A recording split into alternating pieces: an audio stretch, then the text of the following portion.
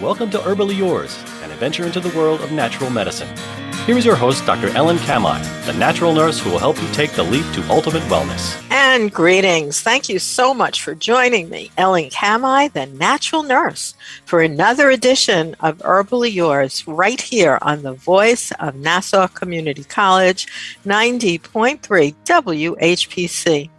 Herbally Yours brings you the latest information about the many facets in the world of natural living.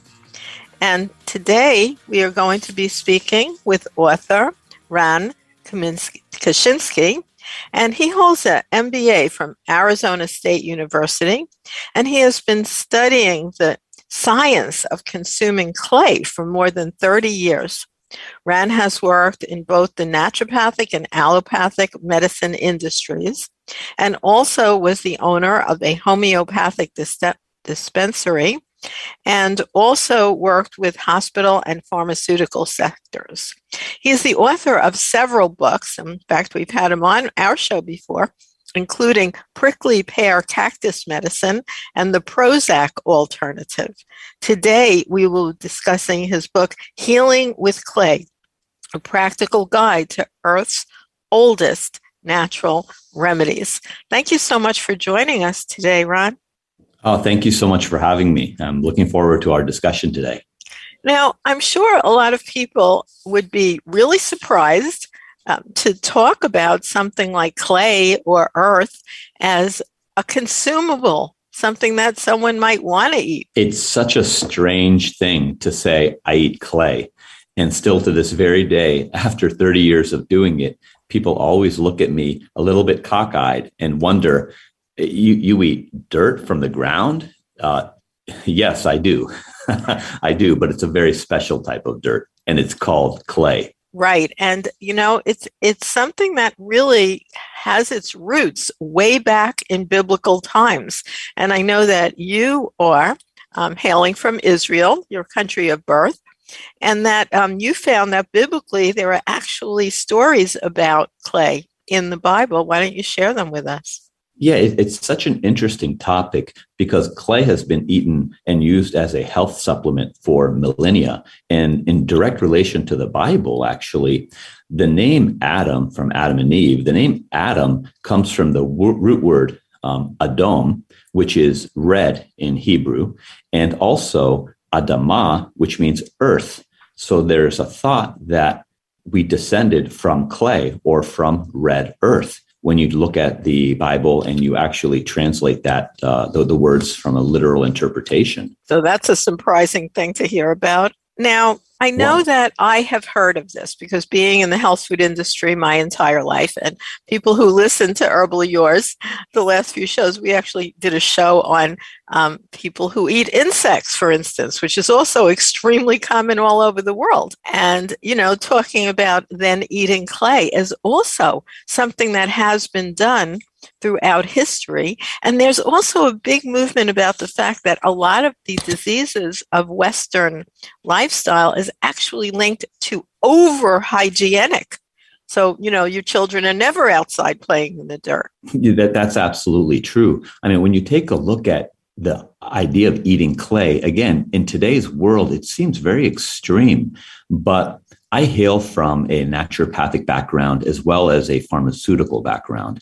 And I've led the development of pharmaceutical drugs and the commercialization, where we've spent hundreds of millions of dollars to develop these drugs and retail these drugs.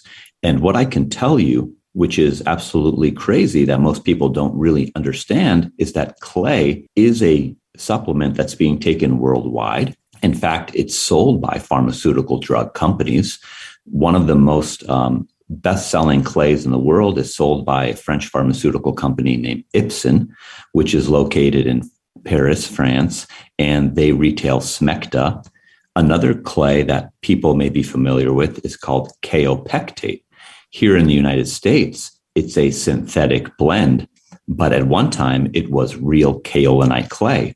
And excluding US, still today, kaopectate, which is used for the treatment of diarrhea as an astringent, contains actual kaolinite clay. So, clay has found its way into pharmaceuticals, and we see that as well as over the counter in many different countries. Which is true. I think most of those things people probably have heard of that you mentioned, because those are still common over-the-counter remedies at this time. And so it's not that unusual. And of course, almost anyone who has a pet, let's say a dog, for instance, you'd actually see them going outside and eating dirt. It won't always be specifically clay, depending on where in the country you live. That's 100% correct. When you think about animals and clay, animals do consume clay all over the world. And this is not limited to any one country. For example, there are primates who regularly consume clay from all parts of the world, from Africa to Brazil, China, Colombia, India, Indonesia, Thailand, Venezuela. You get the idea. And we see dirt eating happening. And it tells us actually, they do it for the same reason as humans do. Because number one, it contains minerals, which can help supplement the diet.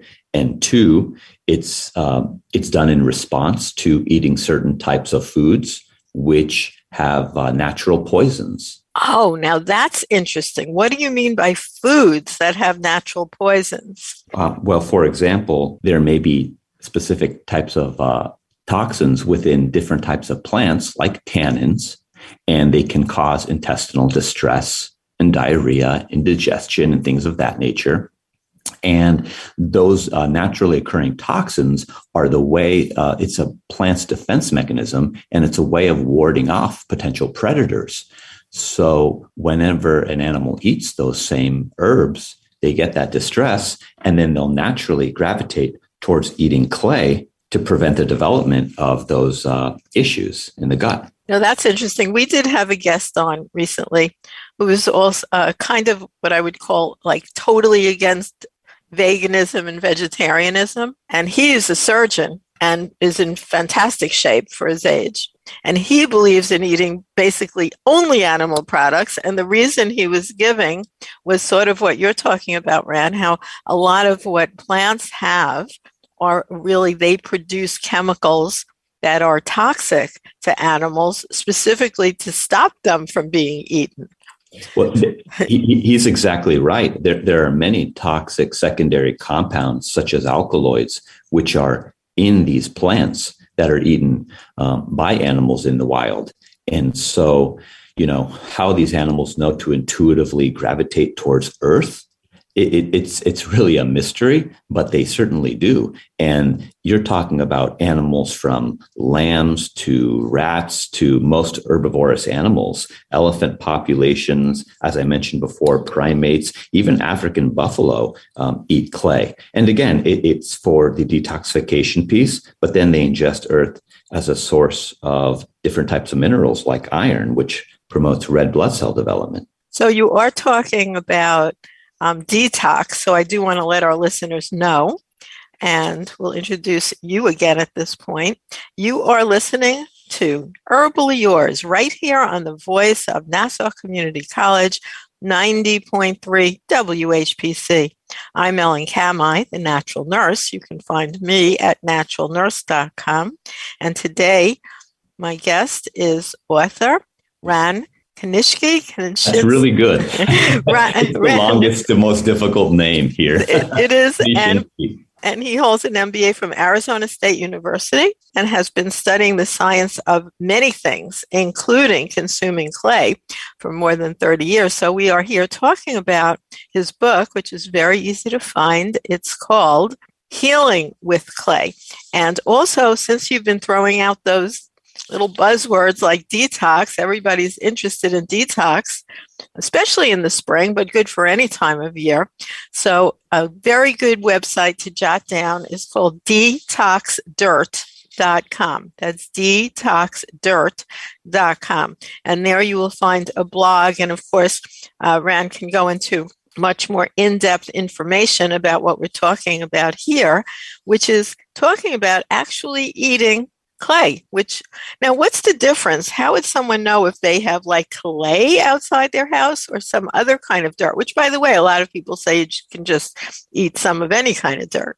Yeah, sure. I mean, there's a big movement right now, just, this whole earthing movement, just to be outside, to make sure that we commune with nature. We're a very hygienic culture here, and we wash our hands 10 times a day. We take showers twice a day.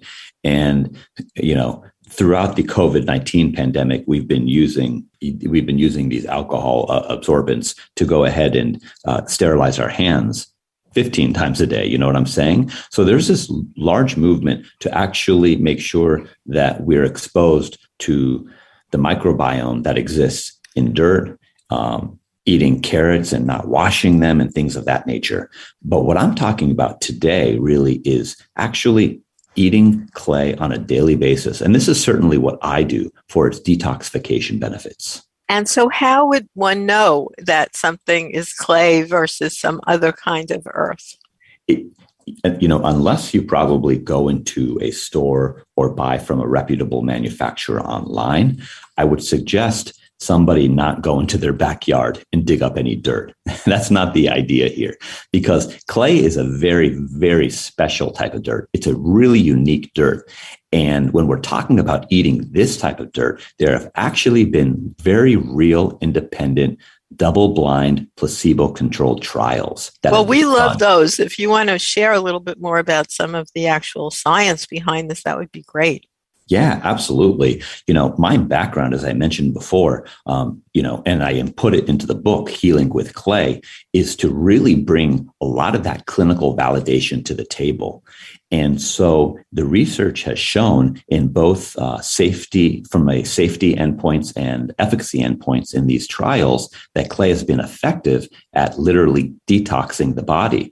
Many of the populations that participated in some of these trials, for example, were exposed to high amounts of toxins. These were special toxins called aflatoxin. It's a pretty big word, aflatoxin, but it's part of the mycotoxin family. And not to get too technical here, but these are secondary metabolites that grow on our foods. So when you eat foods like wheat and corn and things of that nature, you are eating on a daily basis toxins. Now, here in the Western world, your exposure to those toxins are moderately low. But if you're living in, let's say, sub-Saharan Africa, those toxins may be on 80+% of the foods you eat, and their effects can actually be very, very deadly. And so this particular research showed that perhaps consuming clay could be helpful with that? So yes, the particular research showed that clay was effective.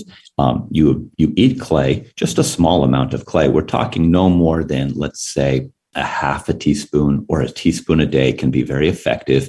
It goes into the gut, and the mechanism of action is a process called cationic exchange, whereby clay absorbs and adsorbs toxins into its sphere. And those words, they actually sound really similar, but they're quite different. And adsorbing means that the level of clay, the surface of clay, has charges due to the minerals, which are negatively charged. And the toxins themselves are positively charged. And they swap out ions, whereby the toxins are absorbed onto the surface area of the clay. And then the process of absorbing is a much more slow process, where the toxins are actually sucked in or drawn like a sponge into the sphere of the clay. And then the clay is literally evacuated through your feces. And so in the studies, they would do blood draws to determine the effect of the clay, and they found the clay to be beneficial in literally reducing toxic load in the system. That sort of makes sense because, a few little terms that you threw out there are all also very much discussion in especially natural medicine circles, such as microbiome. And what you're saying is that one of the things that someone can do to actually help regulate a healthy microbiome, and we can define that for our listeners, one of the things they could do is add this small amount of the right kind of clay to their diet. Yeah, that's absolutely true. People always ask me, they say, well, I eat healthy, or I'm a vegetarian, so I don't think I'm really exposed to toxins. But we are all exposed to toxins, whether you eat meat or whether you're a vegetarian.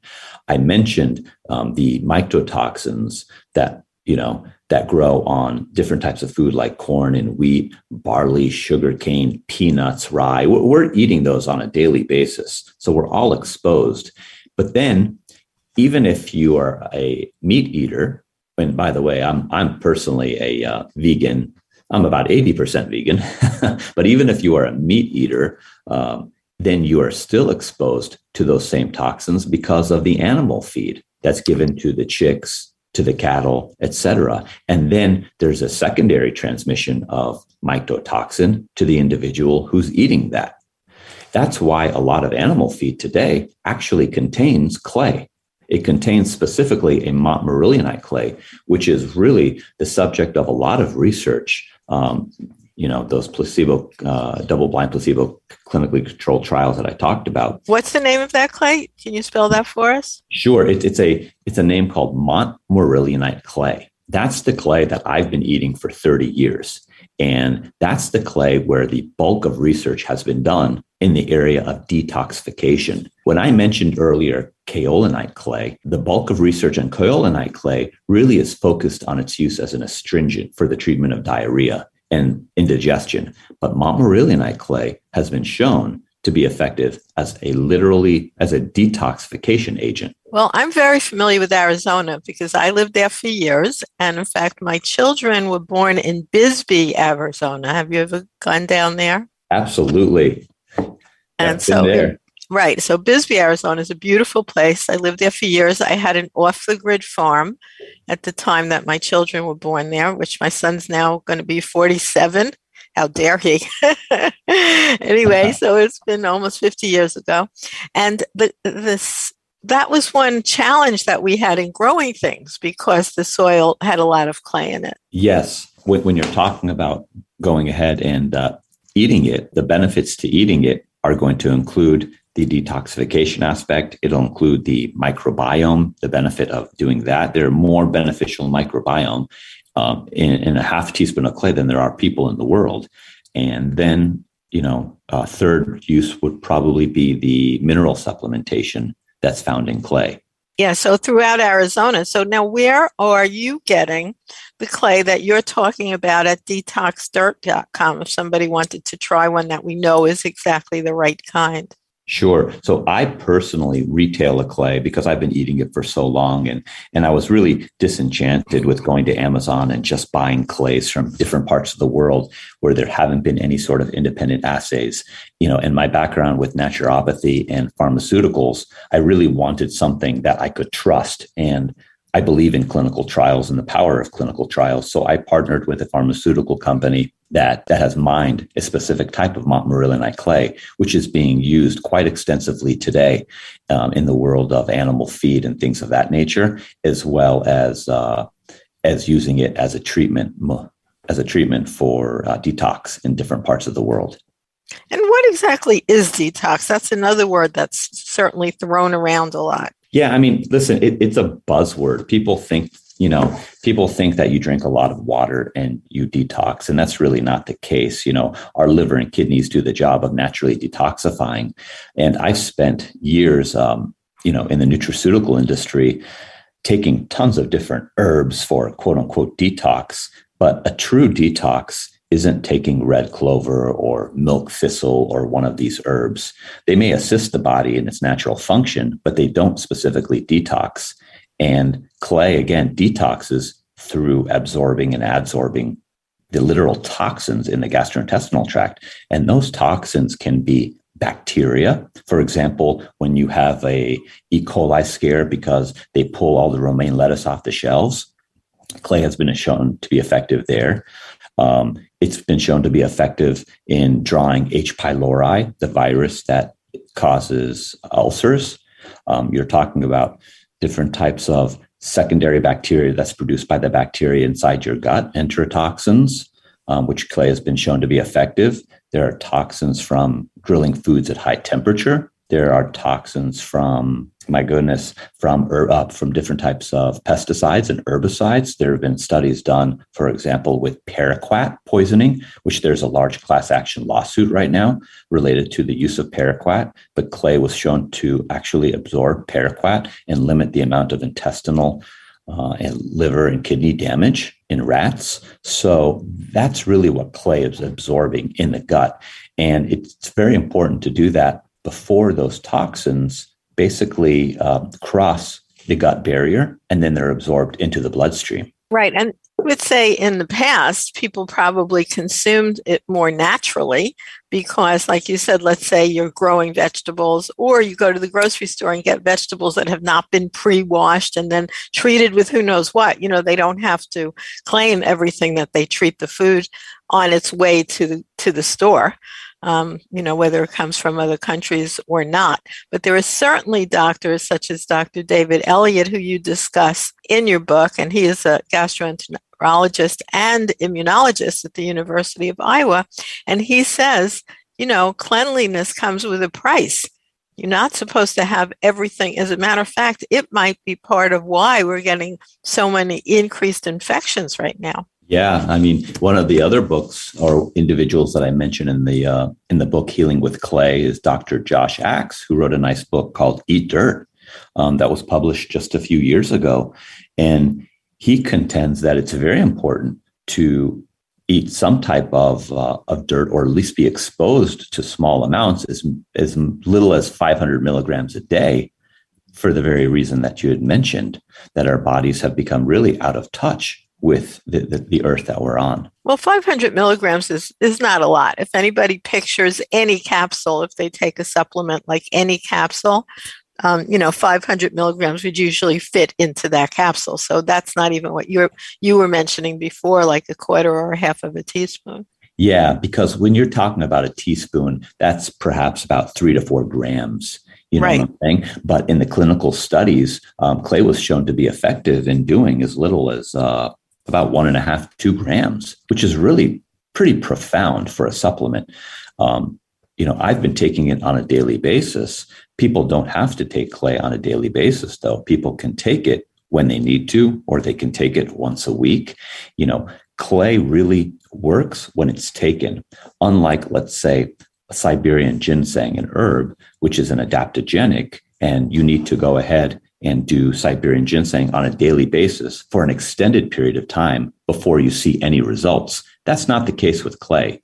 You literally have an issue. Let's just say it's massive indigestion or a virus, and then you go ahead and you take clay. So that it's used more like when you need it rather than a daily thing, or that you said that you actually use it more like a daily?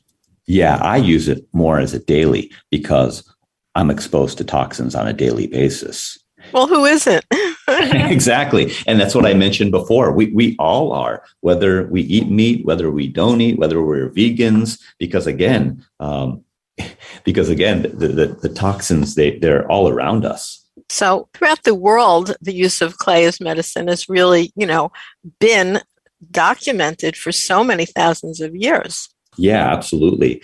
When in the book I mentioned, there are really 8 reasons why people have eaten earth for the last millennia. You've got instinctual, is one of the reasons. There's medicinal uses, detox we've been talking about, mineral supplementation, religious rites. It's a part of different types of religious ceremonies.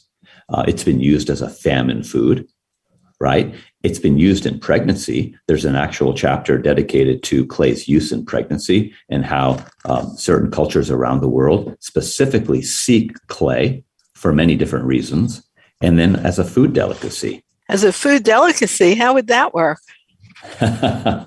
Well, what happens as a food delicacy is that they're using it, for example, they're using it on different types of they're using it for snacks. For example, in India, they're going ahead and they're not the entire country by any means, but there are stories of utilizing clay cups to drink tea and then eating the actual cup itself. Oh, I never heard of that one.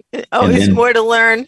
Yeah. And then there are certain types of clay, for example, in areas like New Guinea, where it tastes like a sweet meat, believe it or not. And then there are other types of clay that have a very almost faintly sweet taste like a chocolate. So if one of your listeners wants to go to YouTube, they could watch videos of people from all over the world who literally film themselves simply eating clay. Yeah, that is always amazing what we could do now, instantly learn anything. Like if we need anything fixed in the house, my husband, who's very handy to begin with, but sometimes, the inside workings of some mechanism, he has found he could find anything on YouTube, and now he's able to fix it. So that's something interesting. You could now, do you have links at detoxdirt.com to perhaps watch some of these videos? I don't have links to those videos, but at detoxdirt.com, I've been increasing the amount of content online. So I can answer frequently asked questions. I can talk about the safety and efficacy of clay, the history of it, explain why I use it. And again, my background is, is clinical. I've worked as a consultant at hospitals doing clinical and non-clinical work, and I've led the development of pharmaceutical drugs. So by no means am I just talking about eating any type of dirt, but we're talking about a very specific type again. Right. And that's something that people can find there as well. Well, I want to thank you so much for being our guest today. Really a fascinating topic. And the book really has a lot of information. You have the studies that you've been talking about. You have the history. You have the NIH's approach, and going way back to Hippocrates and Galen, who are really the grandfathers of what I call medicine, regular medicine. But of course, all their medicine was natural medicine, because drug therapeutics have only come into play very recently. It's not the medicine of the world. Yeah, absolutely. And what we're finding today is that our independent clinical research is validating a lot of those same natural treatments that we were doing thousands of years ago. Yeah, that's something that I love. And one of my real focuses right now is making natural medicine standard of practice. So it's the first intervention everyone gets when they seek medical attention, and particularly for prevention. And then we can always use drugs and surgery later. But I find it's really a shame that a lot of people are on 5 or 6 meds when they really don't need them. And the last 4 meds are all about the problems caused by the first med. So I really think that's the wrong approach. And looking at natural integration of healthy food, herbal medicine, then homeopathics, of course, mind, body, psychotherapy, very important. And then adding on something really natural like eating clay. And you can find out more at detoxdirt.com. So thank you so much for being our guest today. Oh, I had a great time talking dirty with you. That's good. And thank you, listeners, for tuning into Herbally Yours, produced in the studios of 90.3 WHPC, Nassau Community College, Garden City, New York. For more information, email us at whpc@ncc.edu. This is your host, Ellen Kamhi at naturalnurse.com, inviting you to join us next week for another edition of Herbally Yours. Until then, stay healthy.